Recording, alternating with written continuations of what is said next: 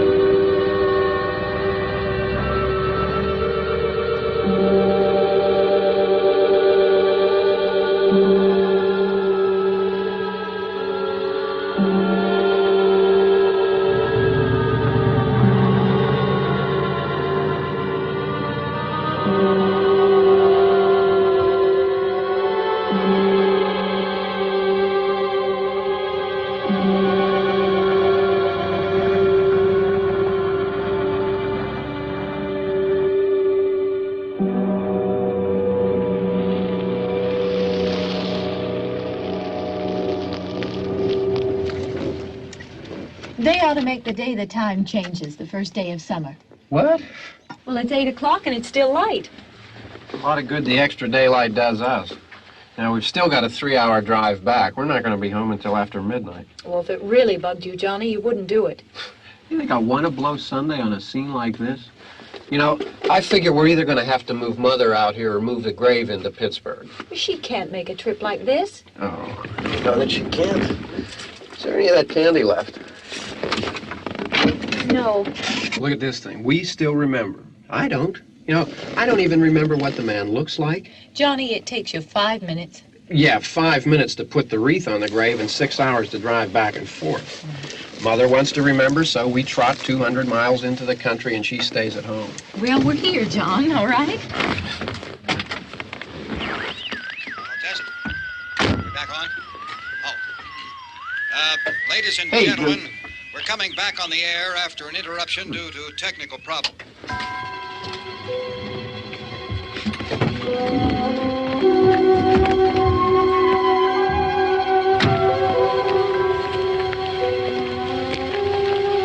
There's nothing wrong with the radio. Must have been the station. Which row is it in?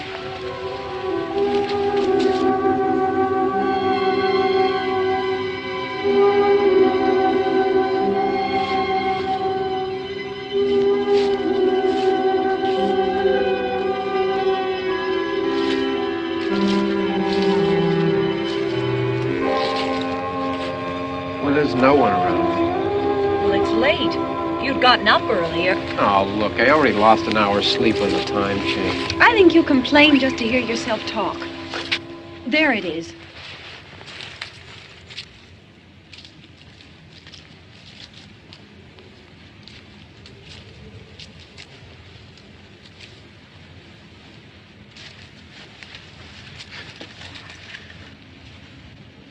I wonder what happened to the one from last year.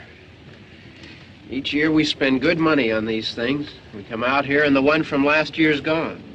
Well, the flowers die, and the caretaker or somebody takes them away. Yeah, a little spit and polish, you can clean this up. Sell it next year. Wonder how many times we bought the same one.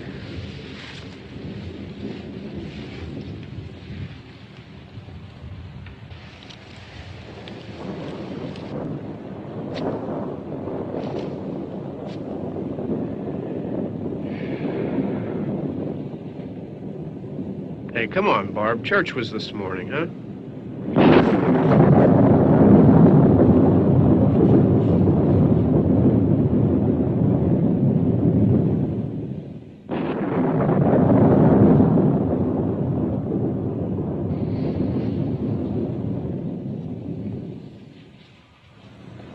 Hey, I mean, praying's for church, huh?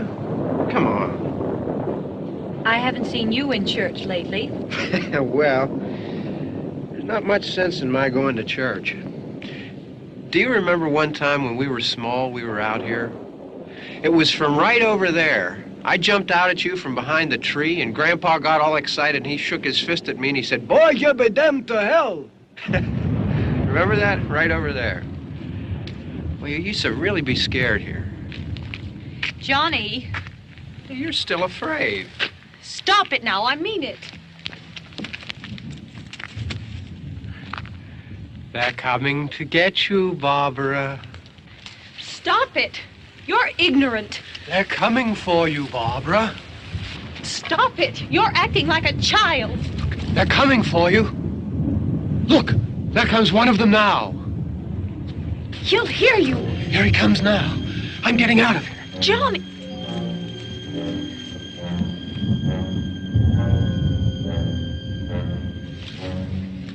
Oh, no! No! Johnny!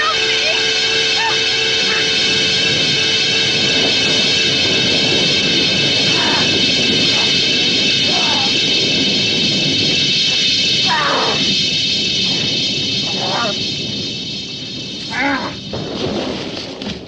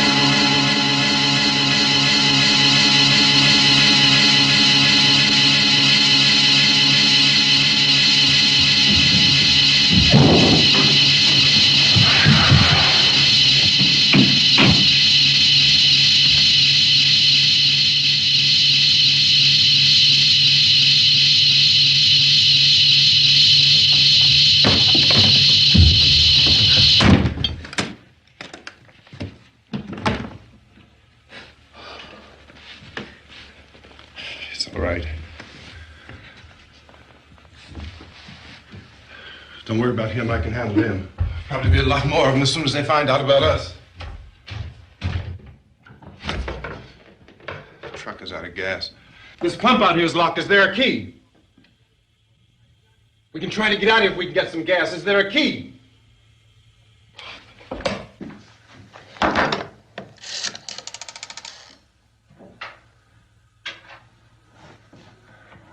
suppose you've tried this.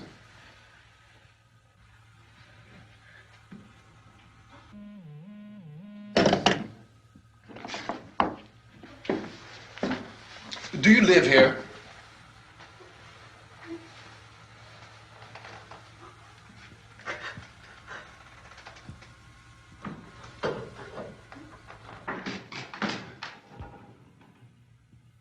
Jesus.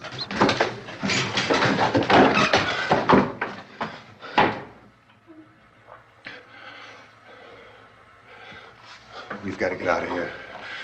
We have to get where there's some other people. Maybe we better take some food. I'll see if I can find some food.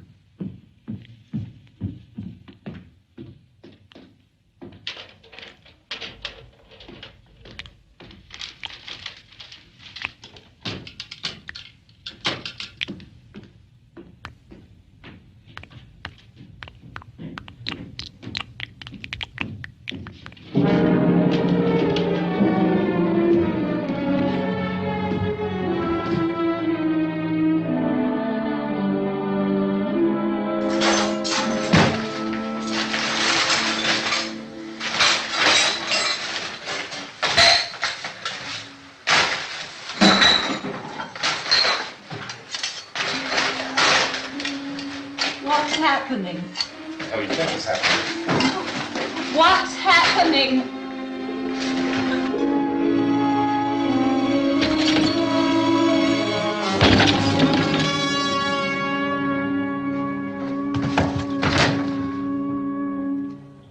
Two of them.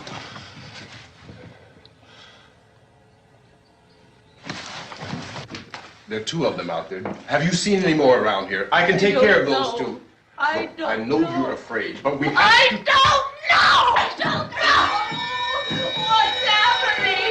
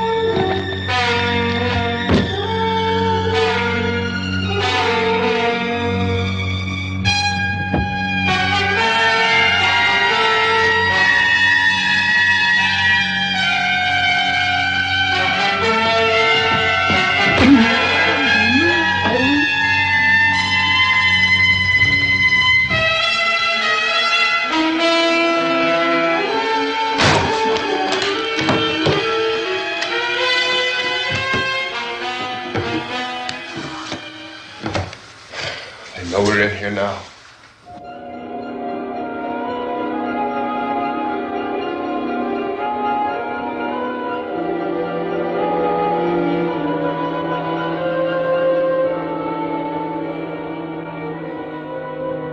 Don't look at it.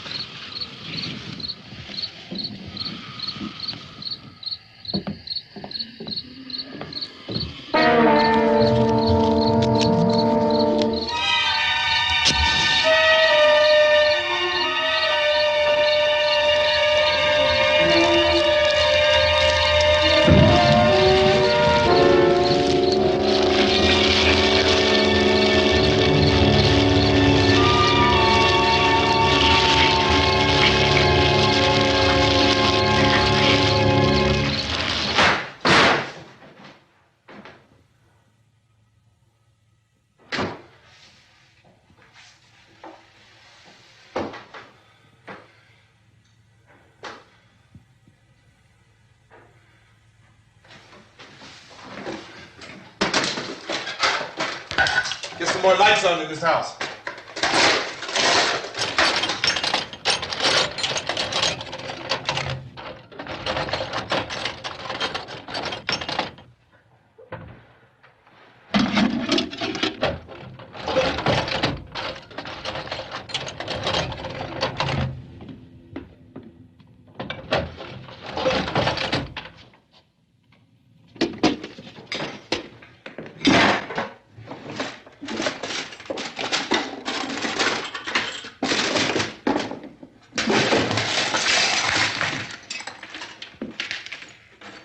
Why don't you see if you can find some wood, some board, something there by the fireplace, something we can nail this place up.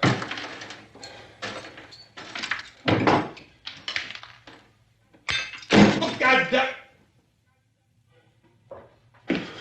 Look, I know you're afraid. I'm afraid too. But we have to try to board the house up together. Now, I'm going to board up the windows and the doors. Do you understand? We'll be all right here. We'll be all right here until someone comes to rescue us. But we'll have to work together. You'll have to help me. Now, I want you to go in and get some wood so I can board the place up. Do you understand? Okay? Okay?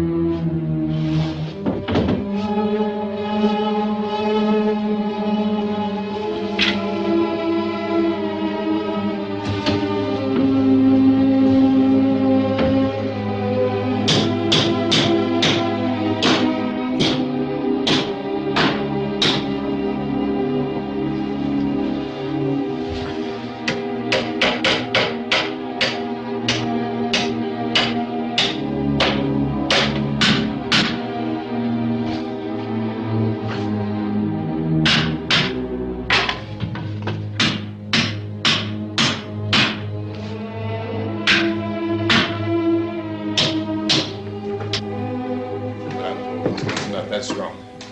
Here, I want you to pick out some nails. Pick out the biggest ones you can find.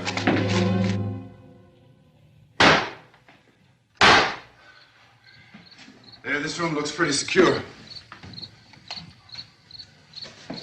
If we have to, we can run in here and board up the doors.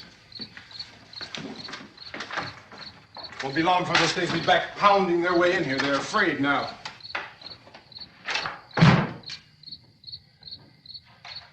They're afraid of fire. I found that out.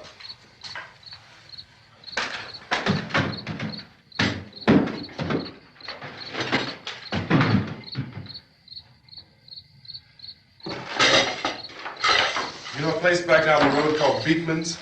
Beekman's Diner?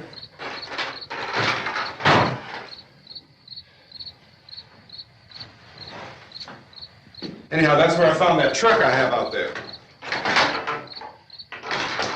There's a radio in the truck. I had jumped in to listen to it when a big gasoline truck came screaming right across the road. But there must have been 10, 15 of those things chasing after it, grabbing and holding on. Now, I didn't see them at first. I could just see that the truck was moving in a funny way. And those things were catching up to it. The truck went right across the road. Slammed on my brakes to keep from hitting it myself. It went right through the guardrail.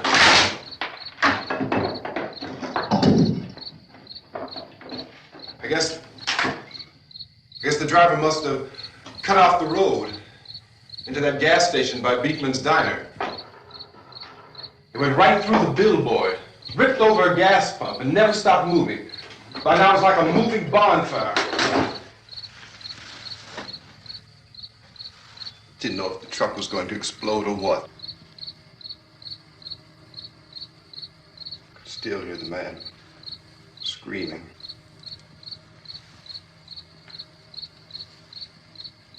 This thing is just backing away from it.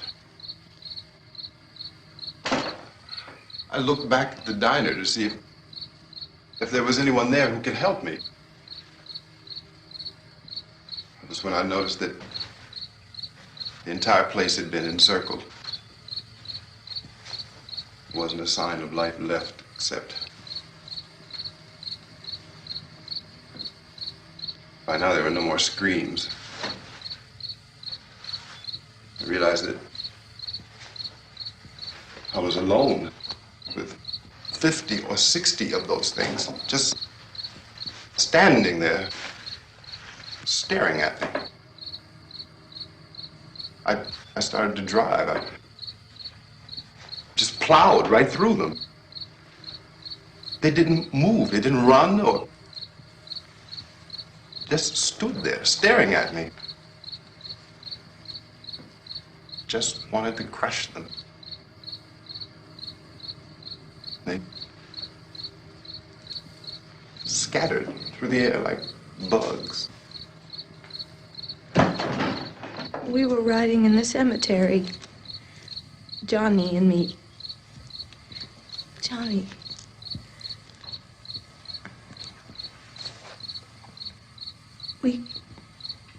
We came to put a wreath on my father's grave.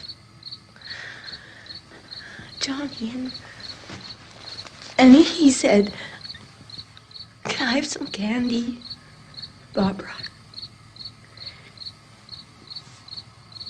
We didn't have any. And, oh, it's hot in here. Hot.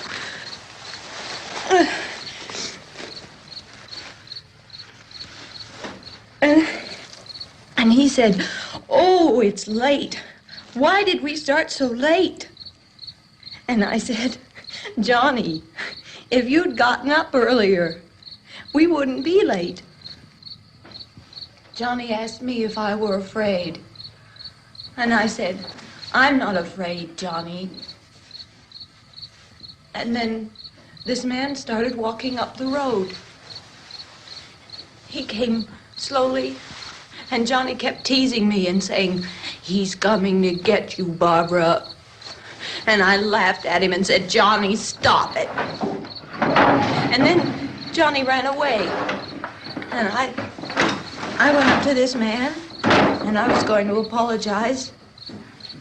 Why don't you just keep calm? And I looked up, and I said, "Good evening." And he grabbed me. He grabbed me, and he ripped at me. He held me, and he ripped at my clothes. I think you should just calm down. Oh, I screamed, "Johnny! Johnny, help me! Oh, help me!" And he wouldn't let me go. He ripped. And then Johnny came and he ran and he fought this man. And I got so afraid. I ran.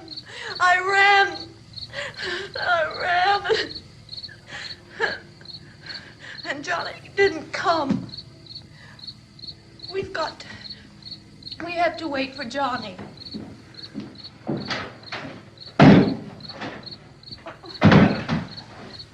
We better go out and get him. We have to go out and get Johnny. He's out there. Please, don't you hear me? We've got to go out and get him. Please! We have got to go get Johnny! Please help me! Please! Don't you know what's going on out there? This is no Sunday school picnic. Don't you understand? My brother is alone! Your brother is dead. No! My brother is not dead! Oh. Oh.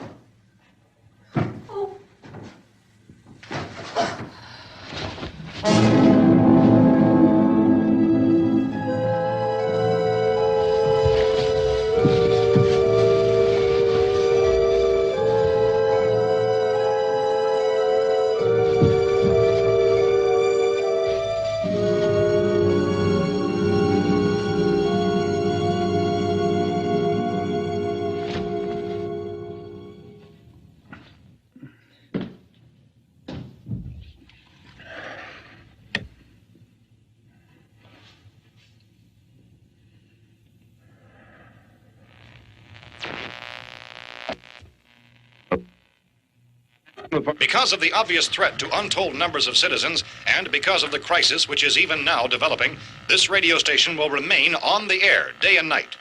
This station and hundreds of other radio and TV stations throughout this part of the country are pooling their resources through an emergency network hookup to keep you informed of all developments.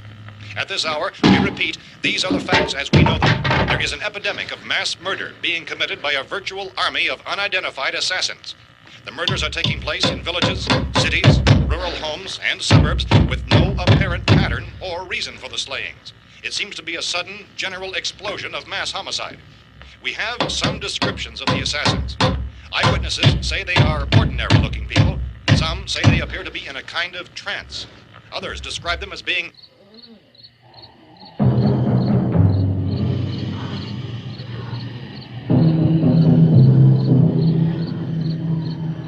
So, at this point, there is no really authentic way for us to say who or what to look for and guard yourself against. Misshapen monsters. Reaction of law enforcement officials is one of complete bewilderment at this hour. So far, we have been unable to determine that any kind of organized investigation is yet underway. Police, sheriff's deputies, and emergency ambulances are literally deluged with calls for help. The scene can best be described as mayhem. Mayors of Pittsburgh, Philadelphia, and Miami, along with the governors of several eastern and midwestern states, have indicated the National Guard may be mobilized at any moment, but that has not happened as yet. The only advice our reporters have been able to get from official sources is for private citizens to stay in their homes behind locked doors. Do not venture outside for any reason until the nature of this crisis has been determined and until we can advise what course of action to take. Keep listening to radio and TV for any special instructions as this crisis develops further. Thousands of office and factory workers are being urged to stay at their places of employment, not to make any attempt to get to their homes. However, in spite of this urging and warning, streets and highways are packed with frantic people trying to raise their families or apparently to flee just anywhere. We repeat, the safest course of action at this time is simply to stay where you are.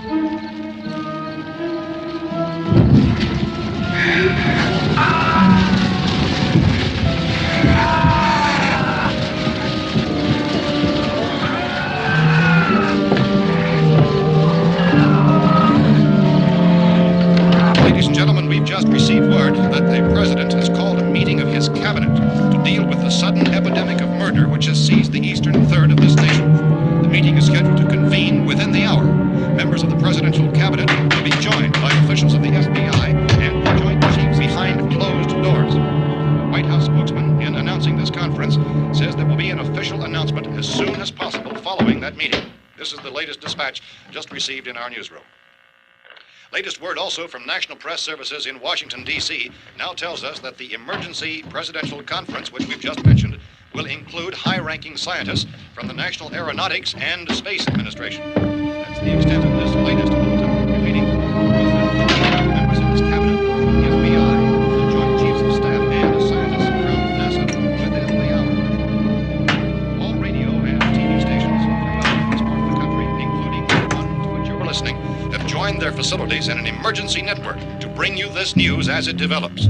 We urge you to stay tuned to radio and TV and to stay indoors at all costs. Late reports reaching this newsroom tell of frightened people seeking refuge in churches, schools, and government buildings, demanding shelter and protection from the wholesale murder which apparently is engulfing much of the nation. Law enforcement officials are at a loss to explain or, even at this hour, even to theorize about the reasons for this wave of murder.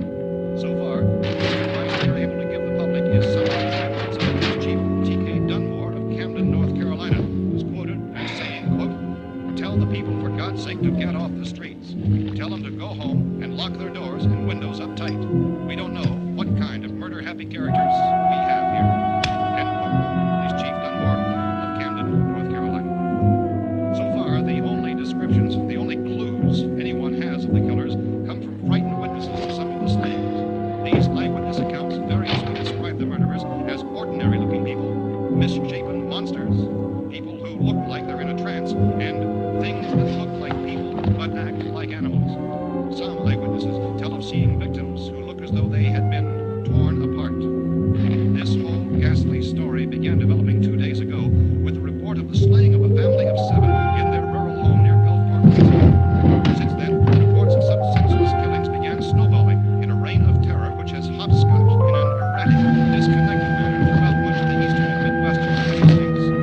Efforts to keep track of the murder reports by the placing of markers on a map seem to indicate a general spreading from the extreme southeastern United States to the north and west. Our newsmen have been on the telephone talking with officials in other cities and have determined that none of this kind of mass murder has yet been reported west of the Mississippi River, except in the extreme southeastern portion of Texas. Similar killings have been reported around the Houston and Galveston areas, but nothing like... I found a gun and some bullets out there.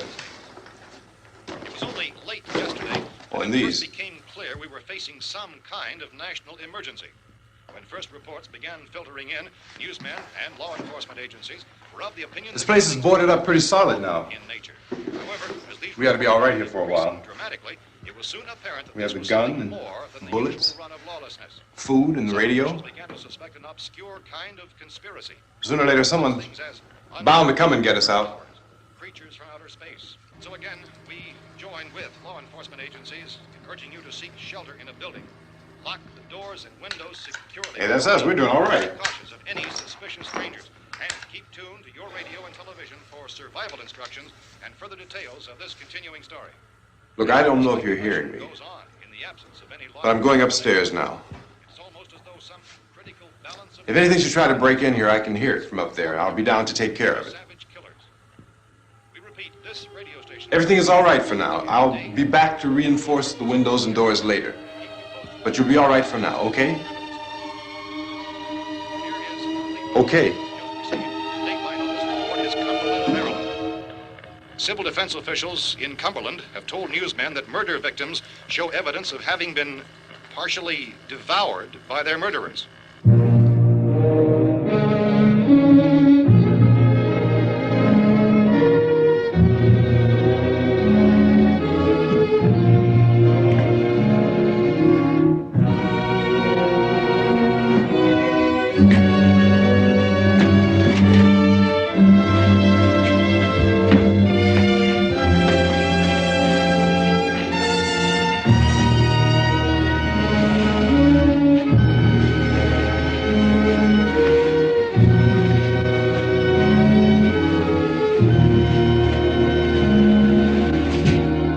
Consistent reports from witnesses to the effect that people who acted as though they were in a kind of trance were killing and eating their victims prompted authorities to examine the bodies of some of the victims.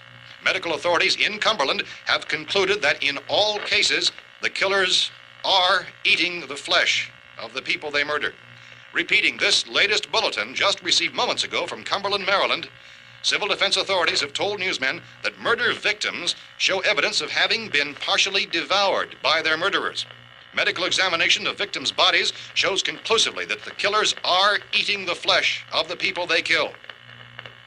And so this incredible story becomes more ghastly with each report. It's difficult to imagine such a thing actually happening, but these are the reports we have been receiving and passing on to you, reports which have been verified as completely as is possible in this confused situation. It is happening, and it would appear that no one is safe from this wave of mass murder.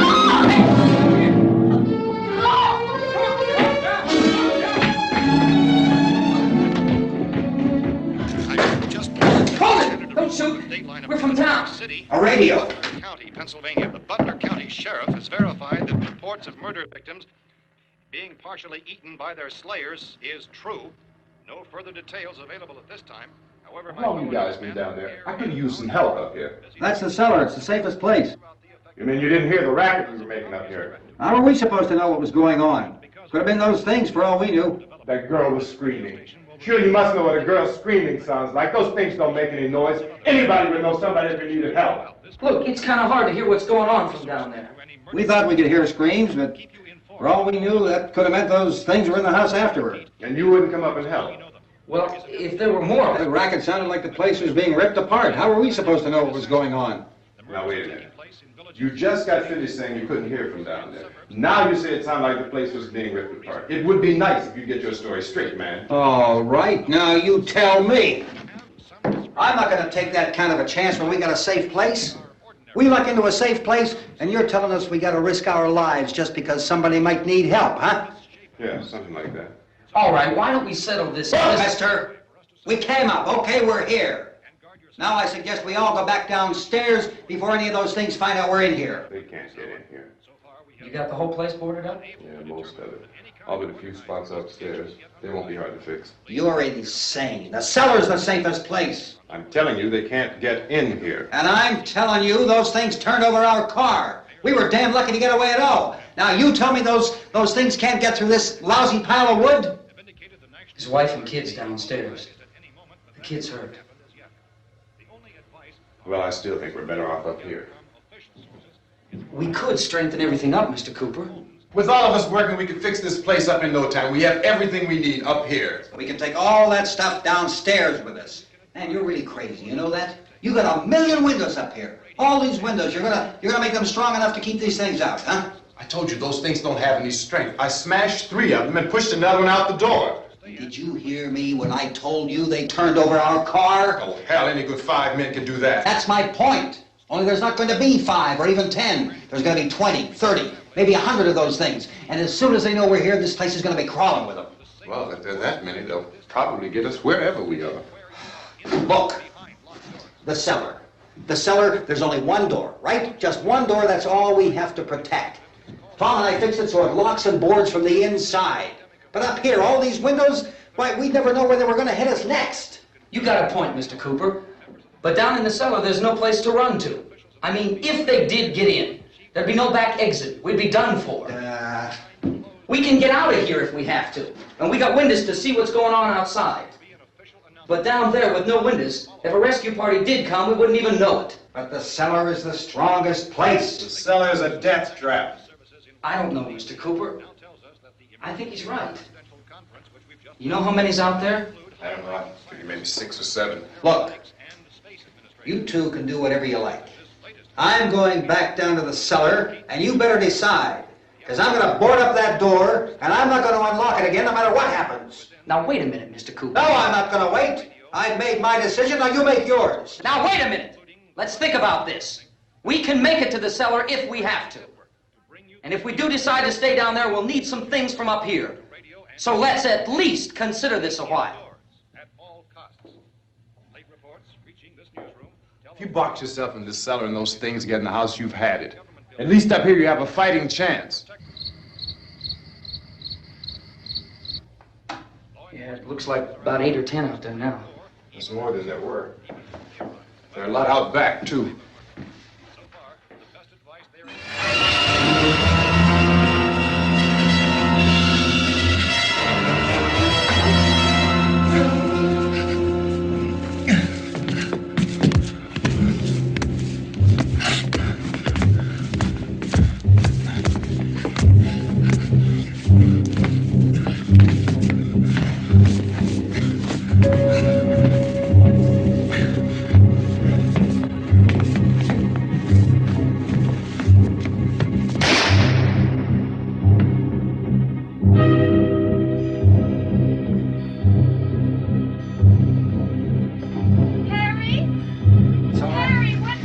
It's all right.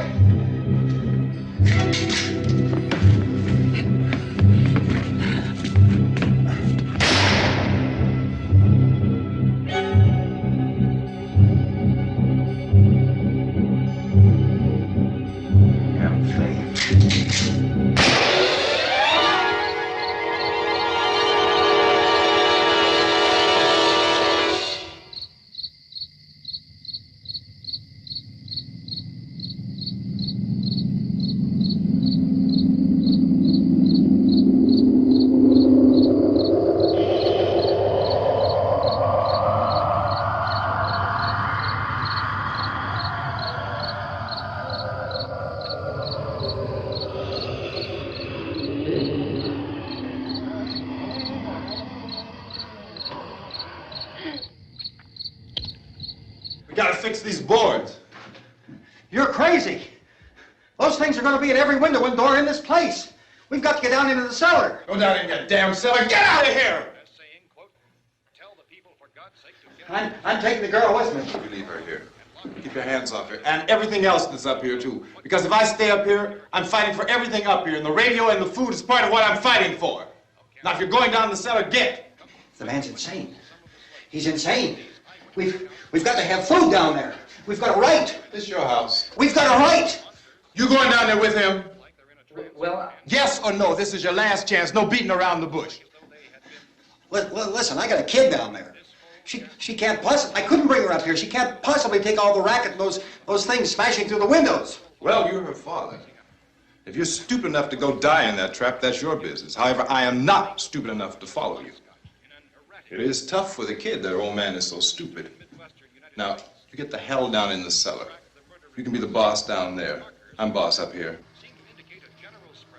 You bastards. You know, I won't open this door again. I mean it. Mr. Cooper, with your help, we could... With my help. Let him go, man. His mind is made up. Just let him go. Wait a minute. Judy, come on up here, honey.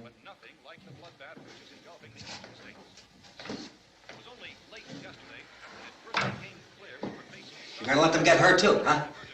It's all right, honey. Go ahead.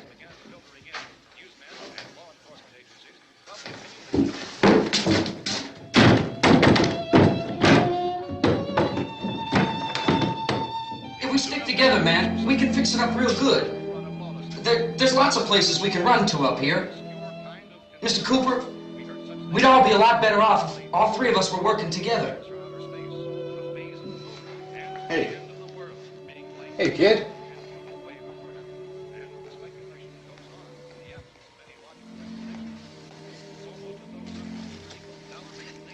He's wrong, you know. I'm not boxing myself in down there. This radio station will remain on the air day and night. Well, we're safe now. It's boarded up tight. What about Tom and Judy? They want to stay up there, let them. There are two other people upstairs, a man and a girl. We heard you screaming. Yeah, but I didn't know who they were, and I wasn't about to take any unnecessary chances. Of course not, Harry.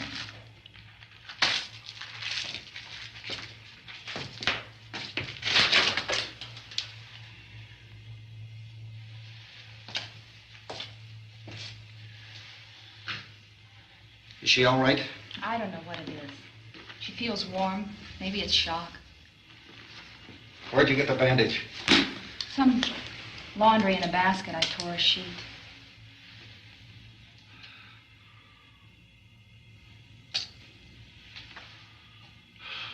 Let them stay upstairs. Let them. Too many ways those monsters can get in up there. We'll see who's right. We'll see when they come begging me to let them in down here. That's important, isn't it? What? To be right, everybody else to be wrong. What do you mean by that? Does anyone up there know why we're being attacked? Whatever it isn't just happening here. It's some kind of mass murder. It's going on everywhere. The radio said to stay inside. Radio? Radio upstairs. I heard a news bulletin. There's a radio upstairs and you boarded us in down here? I know what I'm doing. What did it say? Nothing. Nothing. They don't know anything yet. There's mass murder everywhere, and people are supposed to look for a safe place to hide. Take the boards off that door. We are staying down here, Helen. Harry, that radio is at least some kind of communication. If the authorities know what's happening, well, they'll send people for us to tell us what to do. How are we going to know what's going on if we lock ourselves in this dungeon?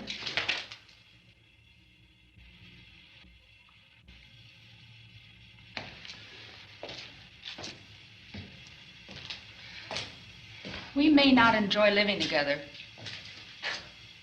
but dying together isn't going to solve anything. Those people aren't our enemies. Mr. Cooper!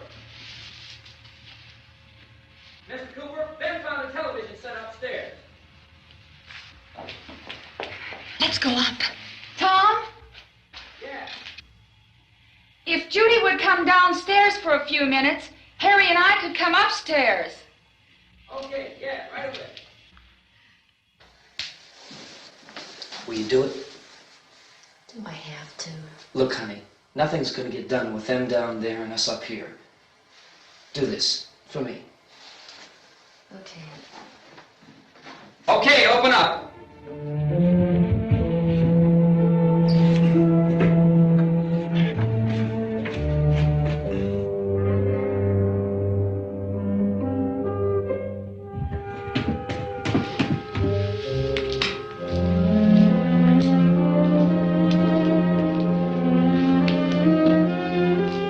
I'll take good care of her, Helen. She's all I have. Why don't you go upstairs now?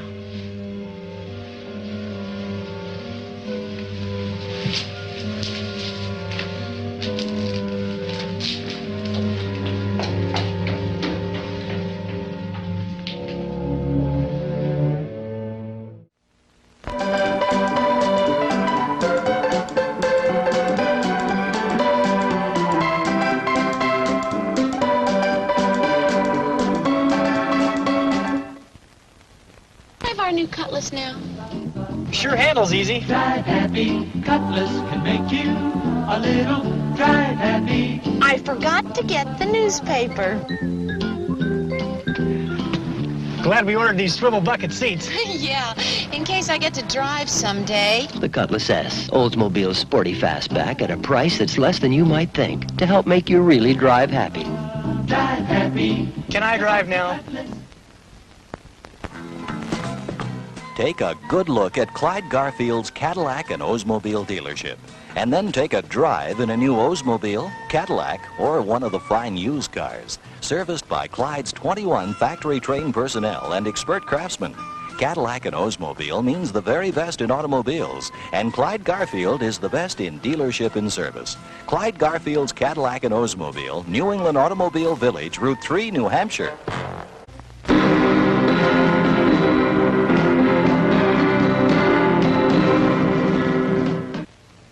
You're invited to stop in at Nashua's own McDonald's on Route 101A. You'll find McDonald's high quality, fast service, and reasonable prices. Also, visit McDonald's at the Drum Hill shopping area in Chelmsford. Treat yourself and the family at McDonald's soon.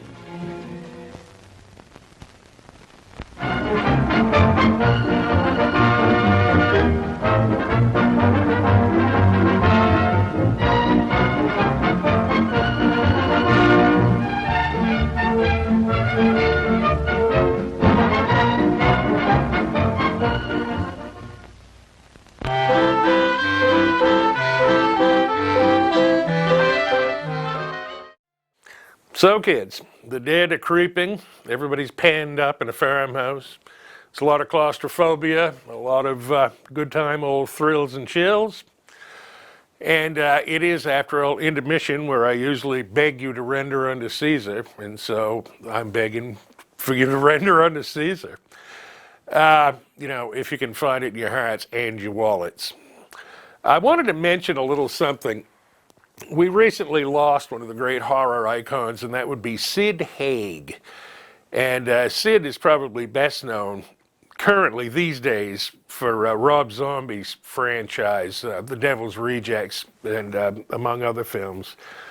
And he really got his start back in the 70s, where he was always played a lot of sleazy women's prison movies in the Philippines. But by all accounts, he was a sweet guy in real life, and he had 30, 40 films under his belt. So I wanted to give a shout out to Sid Haig, who also, he actually was in the 3D remake of a current, lesser-known Light of the Living Dead movie. But anyway, I wanted to give a shout out to Sid. He was a nice guy and a great actor, and peace and love, Sid. And with that said, back to Night of the Living Dead, where things get even spookier.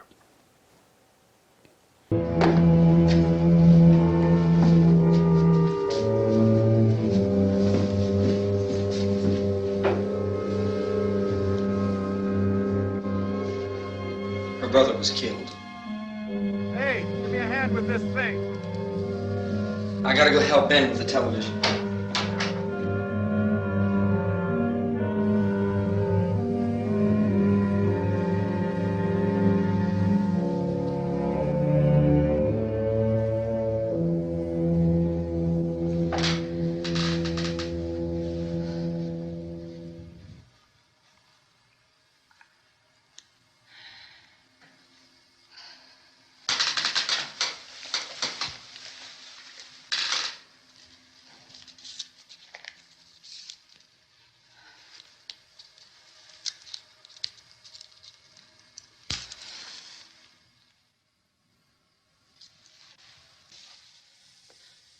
Don't be afraid of me.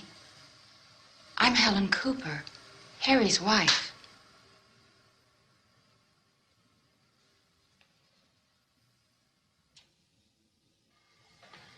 This place is ridiculous. Look at this. There's a million weak spots up here.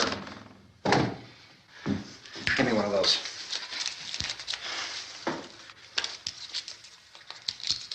Her brother was killed.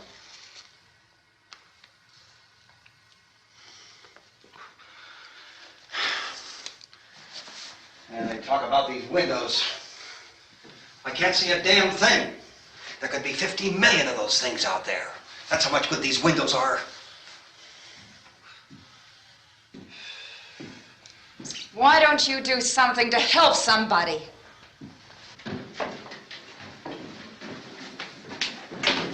Here I have it. Drag a couple of those chairs together. There's a socket over here.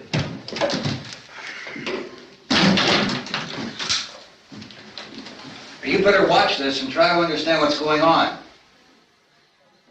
I don't want anyone's life on my hands. Is there anything I can do to help? I don't want to hear any more from you, mister. If you stay up here, you take orders from me. And that includes leaving the girl alone. It's on, it's on. There's no sound. Play with the rabbit ears. Reports, incredible as they seem, are not the results of mass hysteria. Mass hysteria. What do they think? We're imagining all this? Shut up! In all parts of the country. The wave of murder which is sweeping the eastern third of the nation is being committed by creatures who feast upon the flesh of their victims. First eyewitness accounts of this grisly development came from people who were understandably frightened and almost incoherent. Officials and newsmen at first discounted those eyewitness descriptions as being beyond belief. However, the reports persisted. Medical examinations of some of the victims bore out the fact that they had been partially devoured. I think we have some late word just arriving, and I'll interrupt to bring this to you. This is the latest disclosure in a report from National Civil Defense Headquarters in Washington. It has been established that persons who have recently died have been returning to life and committing acts of murder. A widespread investigation of reports from funeral homes, morgues, and hospitals has concluded that the unburied dead are coming back to life and seeking human victims. It's hard for us here to believe what we're reporting to you, but it does seem to be a fact. When this emergency first began, radio and television was advising people to stay inside, behind locked doors for safety. Well, that situation has now changed, and we're able to report a definite course of action for you. Civil defense machinery has been organized to provide rescue stations with food, shelter, medical treatment, and protection by armed National Guardsmen. Stay tuned to the broadcasting stations in your local area for this list of rescue stations. This list will be repeated throughout our news coverage. Look for the name of the rescue station nearest you and make your way to that location as soon as possible. So we have that truck. If we can get some gas, we can get out of here. There's a pump out by the shed. I know, that's why I pulled in here, but it's locked. Called this afternoon by the President. Since convening this conference of the Presidential Cabinet, the FBI, the Joint Chiefs of Staff, the CIA has not produced any public information. Why are space experts being consulted about an earthbound emergency? So far, all the betting on the answer to that question centers on the recent Explorer satellite shot to Venus. That satellite, you'll recall, started back to Earth, but never got here. That's the space vehicle which orbited Venus and then was purposely destroyed by NASA when scientists discovered it was carrying a mysterious high-level radiation with it. Could that radiation be somehow responsible for the wholesale murders we're now suffering? Newsman Don Quinn in Washington has posed those questions. It's obvious our best move is to try to get out of here. How are you going to get over to that pump? Look! You're coming from a meeting regarding the explosion of the Venus probe, is that right?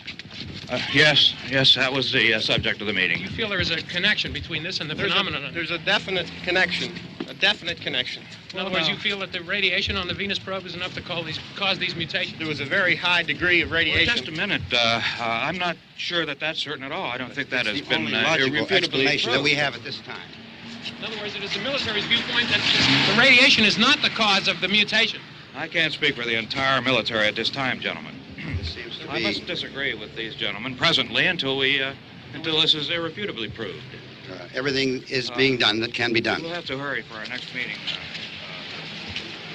Professor, you feel that there is a definite connection between definite connection as far as Dr. Keller and myself. Doctor, please. I thought we decided that is not proved yet. Was the satellite, when the satellite was exploded? An unusual amount of radiation, enough to cause mutation under certain circumstances. Could have happened. Have a bearing on it. It does seem to have a bearing.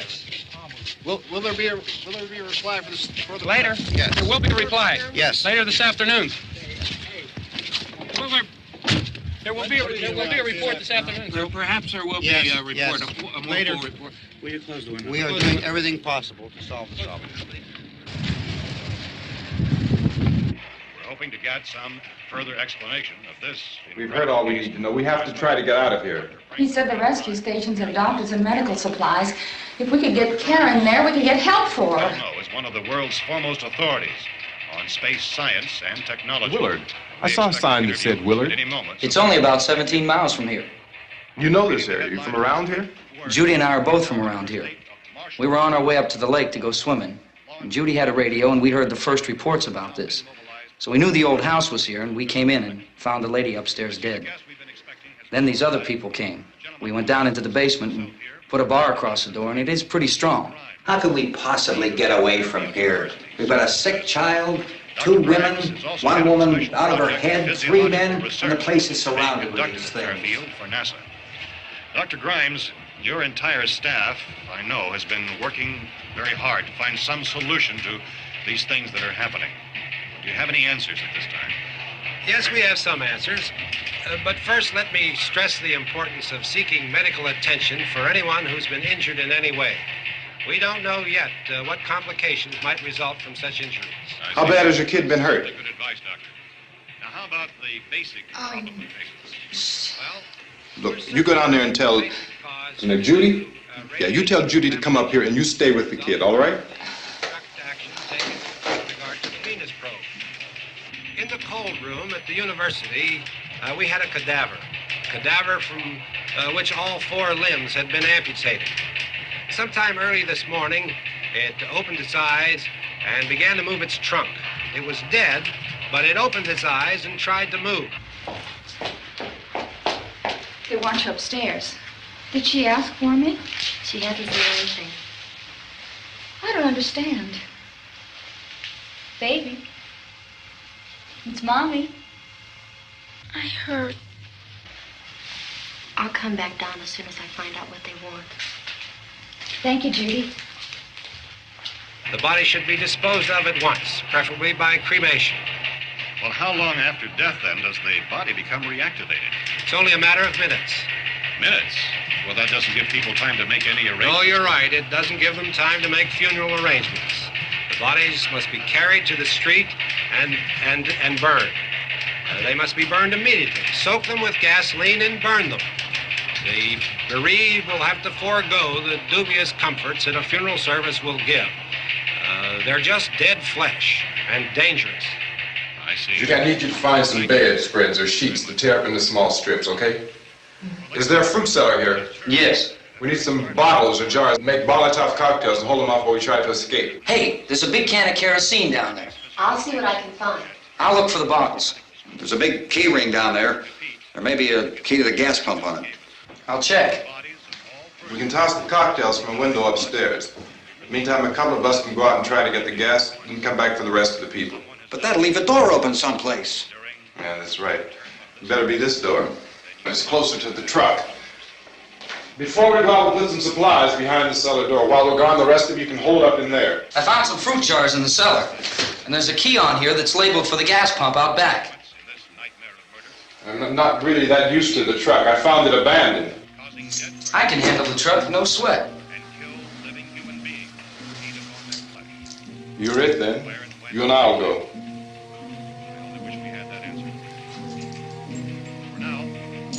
We'll put whatever lumber we find behind the cellar door.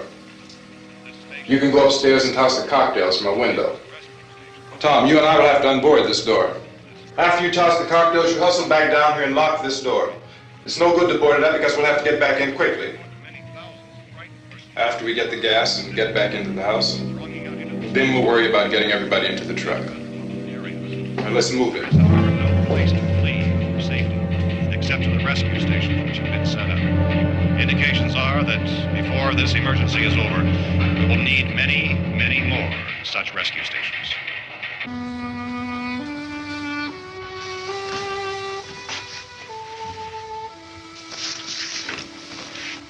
You always have a smile for me. How can you smile like that all the time?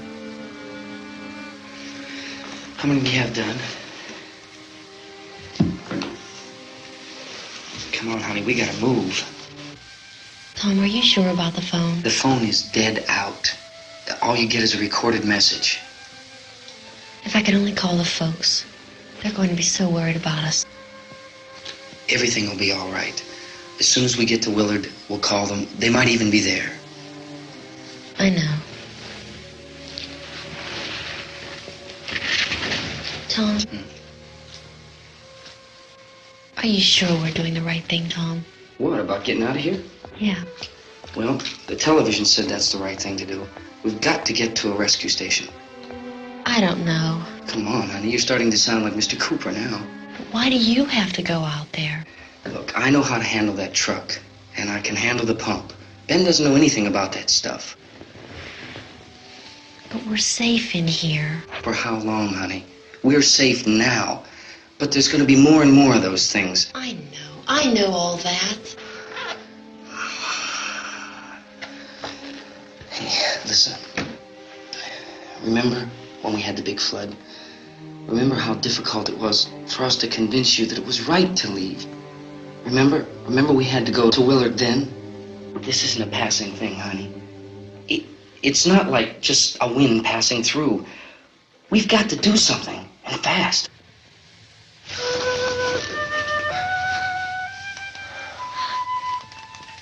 I just don't want you to go out there, that's all. Hey, Smiley. Where's that big smile for me?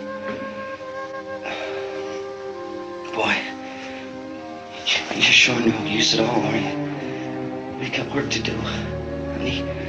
And you...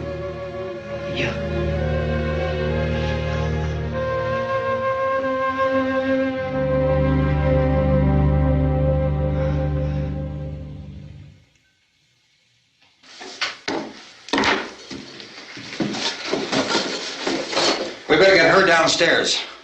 We have to go downstairs now, Barbara. She's right. You have to go downstairs now, just for a little while, until we get back. Then we can all leave. Oh, I'd like to leave. Yes.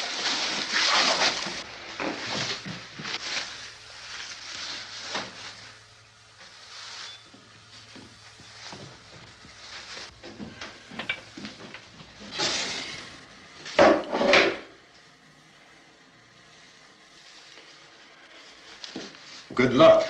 Yeah.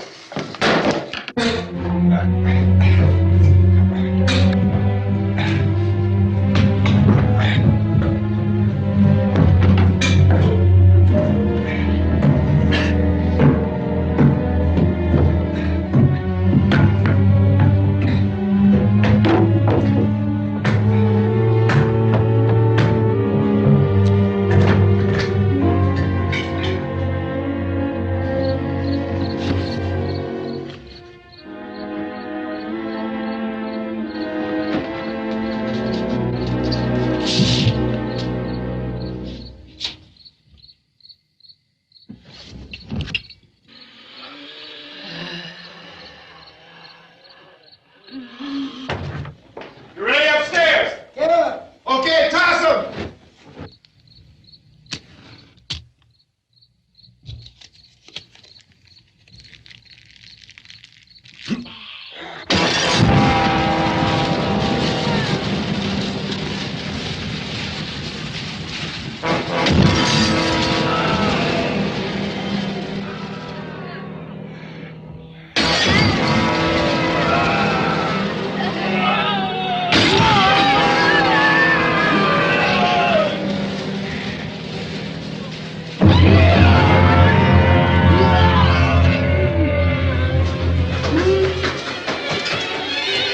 Go ahead, go on.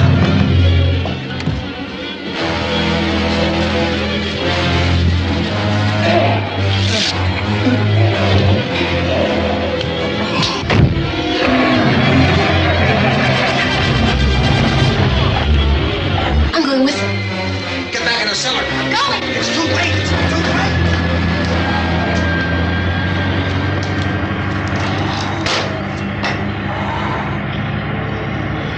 Unless you're coming, come on. Get in.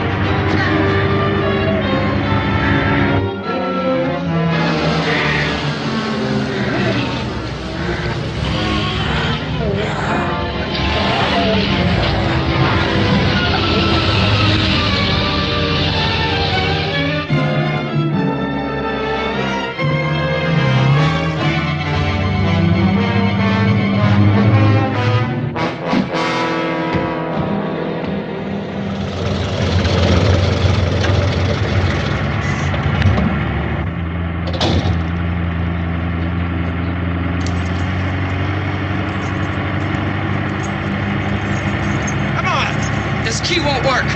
Watch it.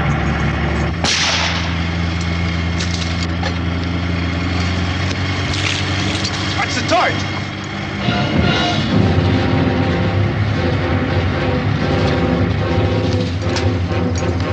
We gotta get away from the pump.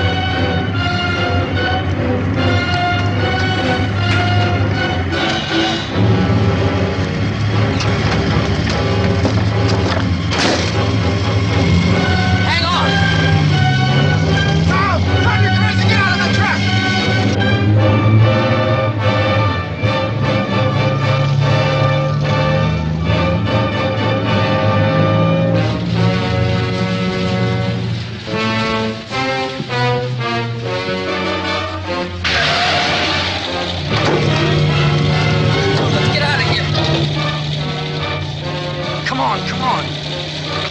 jacket's gone.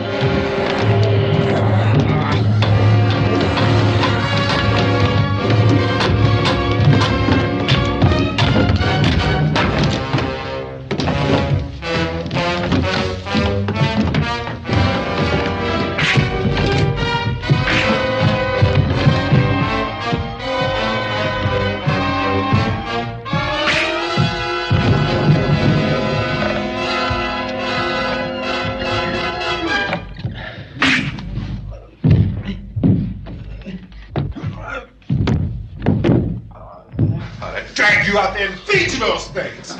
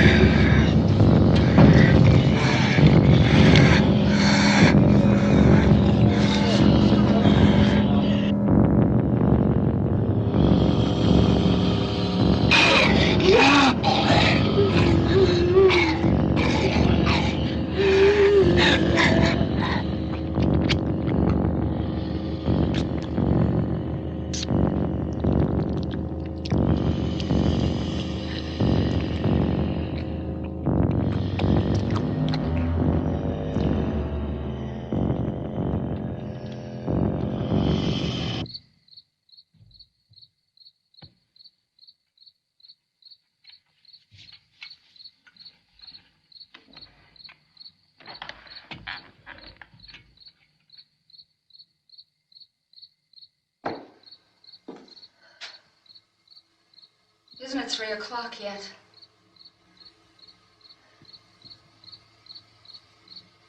There's supposed to be another broadcast at 3 o'clock. 10 minutes. Oh, only 10 more minutes? We don't have very long to wait. We can leave.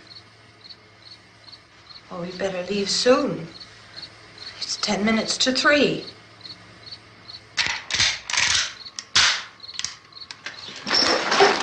You know anything about this area at all? I mean, is Willard the nearest town? I don't know. We were just trying to get to a motel before dark. You said those things turned your car over.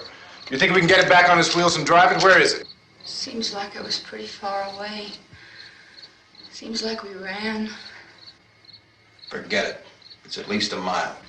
Johnny has the keys. You're gonna carry that child a mile? Through that army of things out there? I can carry the kid. What's wrong with her? How'd she get hurt? One of those things grabbed her. Bit her on the arm. What's wrong? Who knows what kind of disease those things carry? Is she conscious? Barely. She can't walk. She's too weak. Well, one of us could try to get to the car. You gonna turn it over by yourself? You can't start the car. Johnny has the keys. You have a car? Where? Where is it? You won't be able to start it. Yeah, I know, but where is it?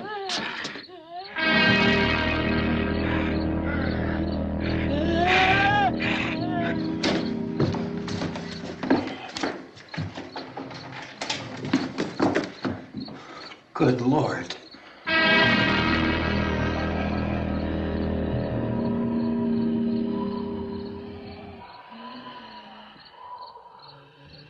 Being monitored closely by scientists at all the radiation detection stations.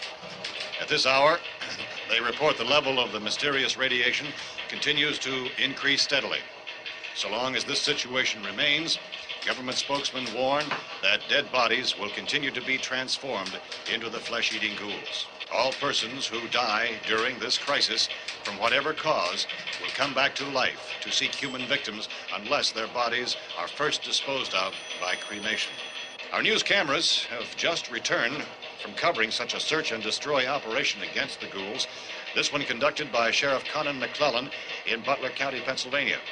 So now let's go to that film report. All law enforcement agencies and the military have been organized to search out and destroy the marauding ghouls.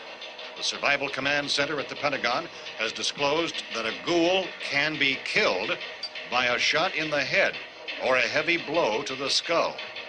Officials are quoted as explaining that since the brain of a ghoul has been activated by the radiation, the plan is kill the brain and you kill the ghoul. Anything from the supply wagon, Cuz? No, we're all right. Okay. Hey, Cass, put that thing all the way in the fire. We don't want it getting up again. All right, I got you. Chief McClellan, how's everything going? Oh, things aren't going too bad. Men are taking it pretty good. You want to get on the other side of the road over there?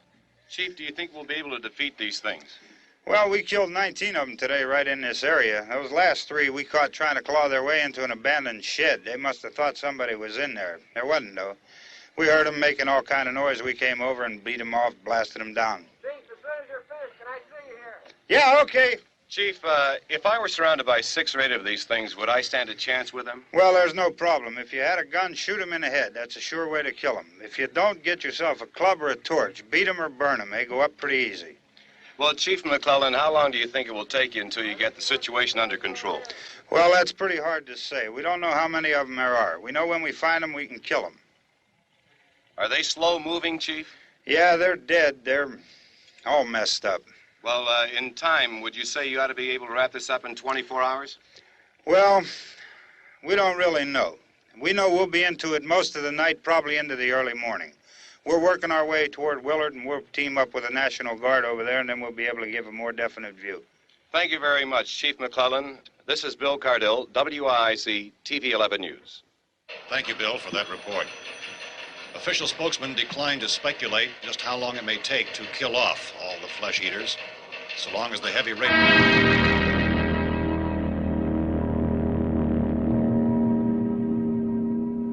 Is the fuse box in the cellar? I don't know. It isn't the fuse. The power lines are down. Helen, I have to get that gun. Haven't you had enough? Look, 2 people are dead already on account of that guy. Take a look out that window. Get...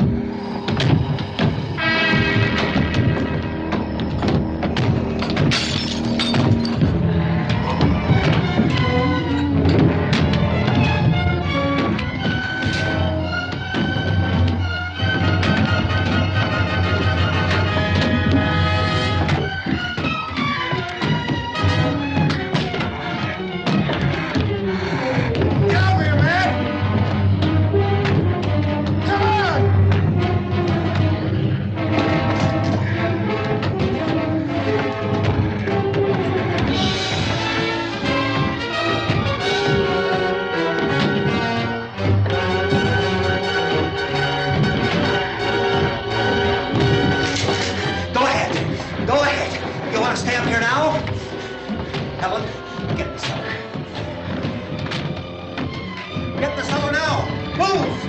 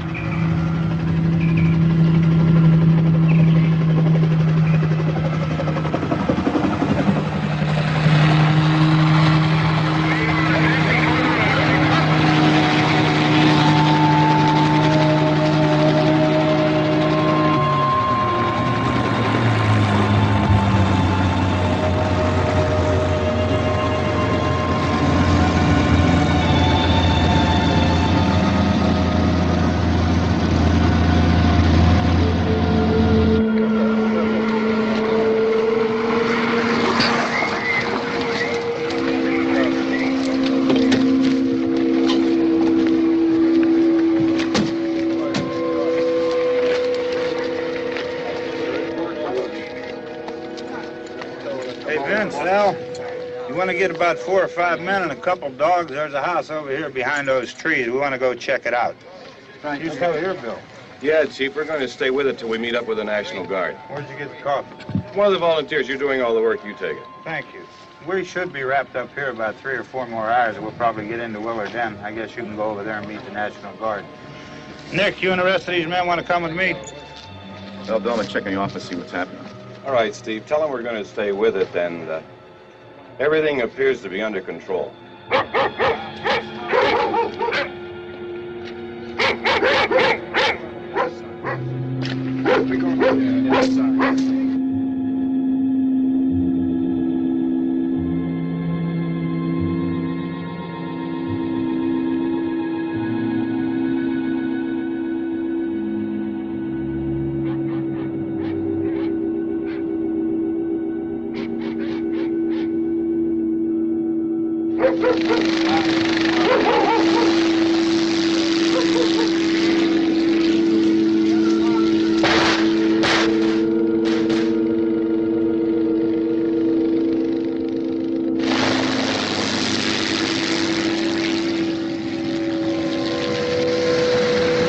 They need you down there by the barn. Some of these guys can follow the wagon down. I only need a few men to check out the house. Somebody had a cookout here, Vince. Yeah, sure looks like it, Cal.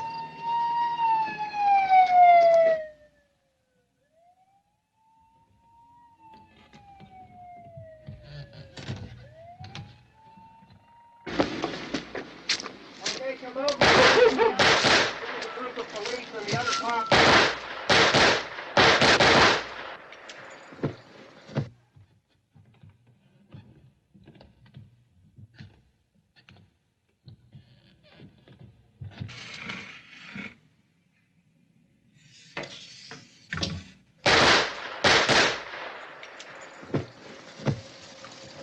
He's a dead one. Get up here.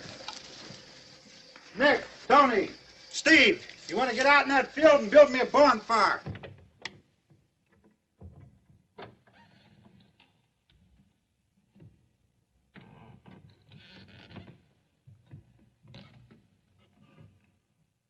You, drag that out of here and throw it on the fire. Nothing down here. All right, go ahead down and give him a hand. Let's go check out the house. Vince. There's something there. I heard a noise.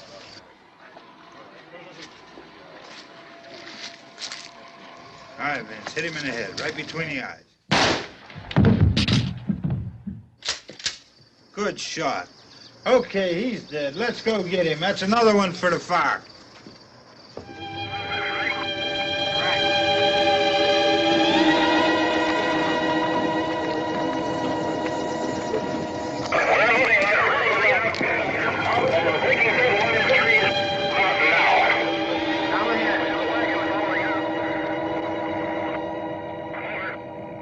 Send the wagon through directly ahead. Over.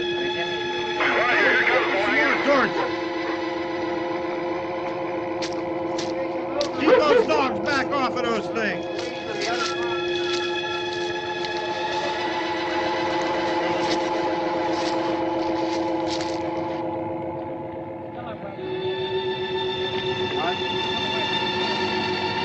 Move more quickly.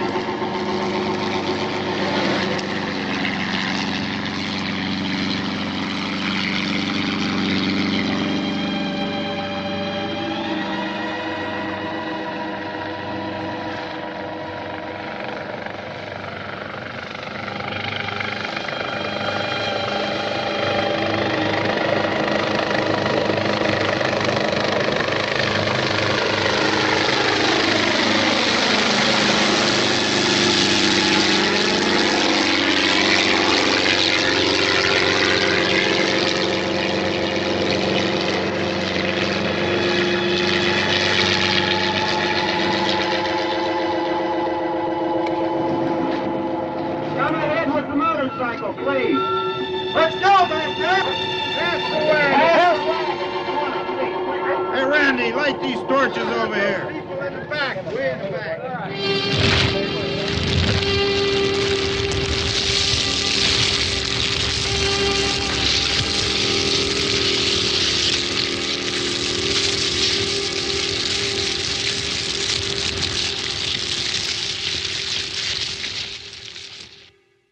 So, kids, sadly, things didn't end too well for anybody involved in this little film adaptation, especially Dwayne Jones, who was really a hero throughout the entire thing, and he winds up on the wrong side of the law and a gun.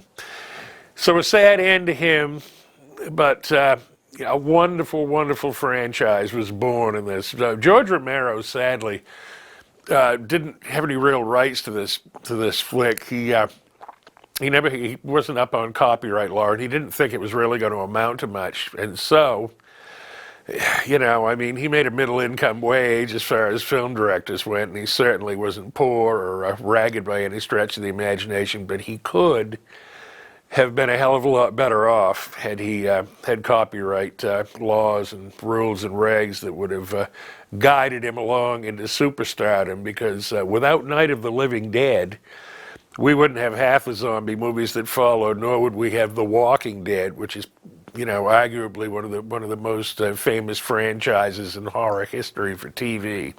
And George died recently. He died last year, so he was a sweet guy. And he created this whole mythos, of zombies. There certainly were films that came before it, but this is iconic. And so I certainly hope you've enjoyed Night of the Living Dead. And George Romero, wherever you are, shamble on, brother. Peace and love. Actually, kiddies, there is one more thing about tonight. Tonight is, of course, Halloween, as I previously mentioned. And as an extra added treat, we have the film Haxan.